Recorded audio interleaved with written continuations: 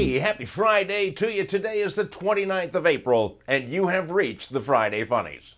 Well, we've safely arrived at the end of April, which means we've only got 6 more months of political campaigning. I got to tell you, this interminable process has got to end, and thank goodness, I've got an idea. I think we should turn the election into the biggest, most profitable lottery ever. Anybody can run for president providing they meet the existing conditions and that they buy a ticket.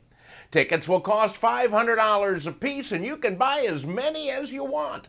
Then on election day, one ticket will be pulled out of an enormous bowl, and if it matches yours, you are the new president of the United States. Now see, everybody's got a theoretical chance of winning, and just like with the current system, the more money you spend, the greater your chances are. We're going to raise approximately, I'm guessing, about $1 gazillion in this lottery. We'll be able to pay off our country's debts and start anew. My name is Dale Irvin, and I approve this message. Anyhow, until that happens, we're going to have to take pride in the fact that none of the political candidates did anything stupid enough this week to get into the Friday Funnies. Oh, they came close. Very, very close.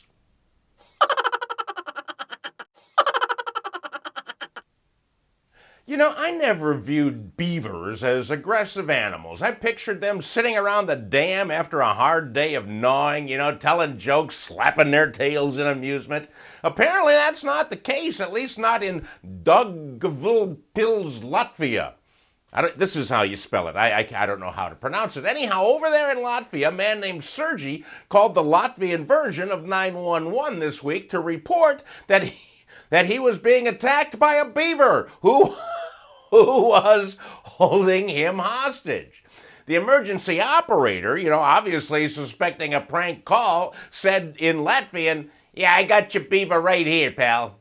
So desperate, Sergey then called his friend to help, but on his way over, the friend got pulled over for speeding and a DUI. So now you've got a drunk trying to explain an emergency beaver call to the cops. This has the makings of a sitcom episode. Eventually, Sergey was rescued and he was taken to the hospital where he received 15 stitches. The beaver remains on the loose, and the police are still enjoying a good laugh.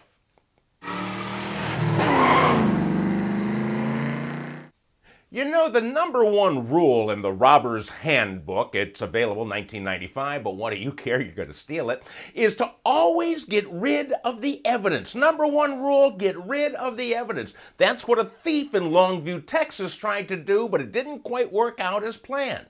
The man had stolen a bunch of steaks from Wal-Mart, and he was making his getaway when he noticed the police started following him.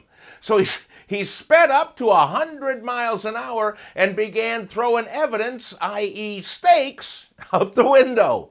The police saw the meat come flying at them, and a sirloin strip even landed on the car's hood. But that did not deter them from catching the beef thief. Had this guy thrown donuts instead, their story might have a different ending.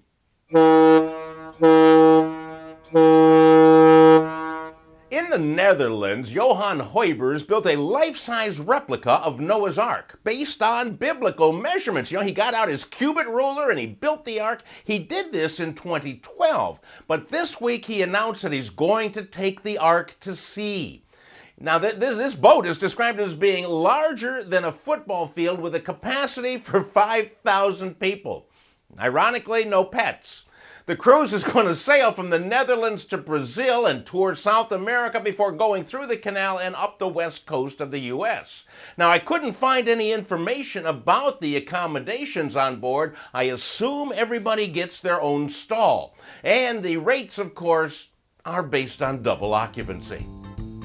Hey, that's it for another week, my friends. Have a happy May Day. Remember, Monday is National Nude Gardening Day. Don't take my word for it. Look it up. And I'll see you around the compost pile.